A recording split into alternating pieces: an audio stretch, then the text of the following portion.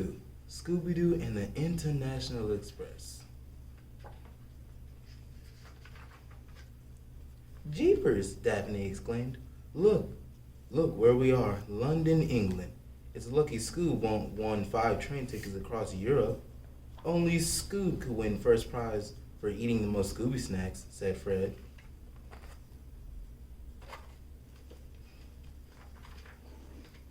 All aboard the European Express, cried the train's owner, Roger Railton. Welcome to the final run of my grandfather's famous rail line. Why is this the train's final run? Asked Velma.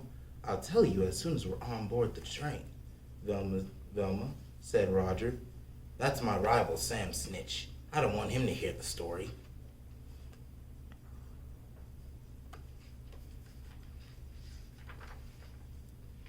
Roger invited the gang to join him in his office, which was a special car on the train. My grandfather worried he would run out of money. One day he hid his entire fortune, he told them. The only clue he left behind was this old deck of cards and this broken clock. Now we need money to fix the train, but we can't find it.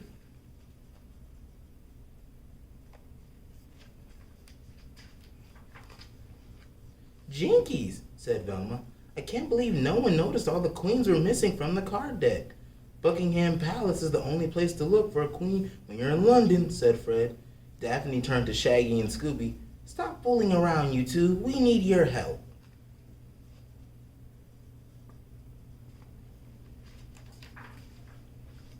But ruh-roh, it was too late. Shaggy and Scooby tumbled into the guardhouse. Like, hold on, Scoob, cried Shaggy. They had broken through a secret wall. Jinkies, said Velma. It's another clue. This note says Leonardo da Vinci's famous smile. Now we know where to look when we get to Paris, Fred said. Let's go catch our train.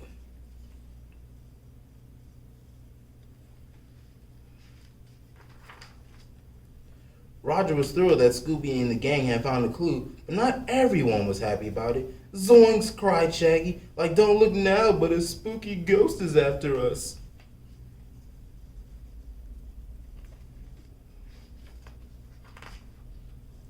Scooby and Shaggy escaped from the ghost. They were very happy to get off the train in Paris. Their first stop was the Louvre, a famous art museum. Like, I'm sure all glad to be off that creepy train. Hold still, Scoob, said Shaggy. He pretended to paint his buddy's picture. Scooby tried to stand still, but he tripped and knocked the Mona Lisa off the wall.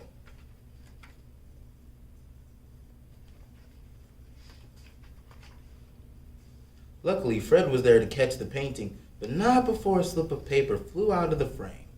Velma picked it up. You'll need a red scarf and your running shoes, she read. It sounds like we're going to run with the bulls, said Fred. Next stop, Spain.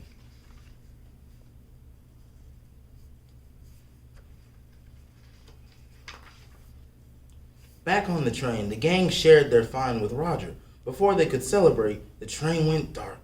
A spooky warning from the ghost appeared. Like, if that ghost is so unhappy, gulped Shaggy, maybe we should stop looking.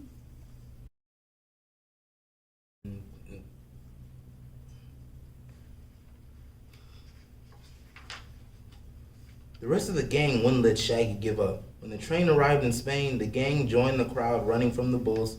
Like, the only clue I want to find here is a safe place to hide, cried Shaggy. Look, cried Fred. Come on, gang. We're almost at the finish line.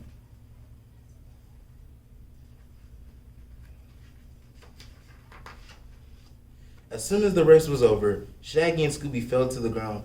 Like, next time, let's skip to the end and forget the race, panted Shaggy.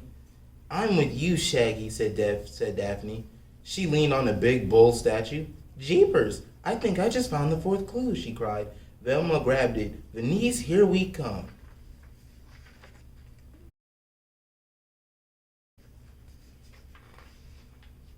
Scooby and the gang almost didn't make it to Venice. Late that night, the ghost tried to stop them again. He unhitched the last train car, it raced back down the track. But thanks to Scooby and Shaggy's hard work, the gang made it back to the train. Like, this is the longest train ride ever, said Shaggy. I'm poop, Scoob. Ree-roo, Scooby agreed.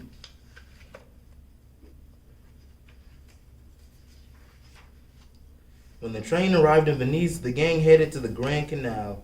The next clue must be hidden under the famous Bridge of Sighs, said Velma.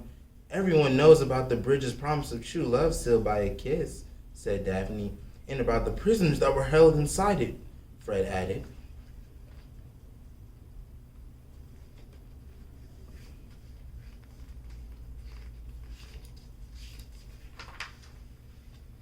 Splash. Scooby and Shaggy ended up in the canal, but not before they found the last clue in a crack in the bridge. Time doesn't stop, read Velma. Roger's grandfather clock. The gold must be hidden inside, said Fred. Let's go, gang. With the ghost on their heels, Scooby and the gang raced back to the train.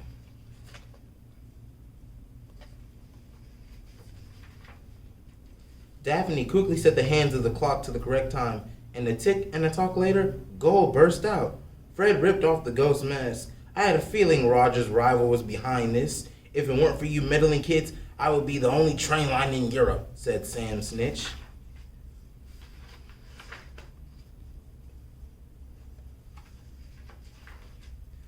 Like, this dinner from Roger was the best thanks ever, said Shaggy. Rummy, rummy, Scooby agreed. Scooby-Dooby-Doo!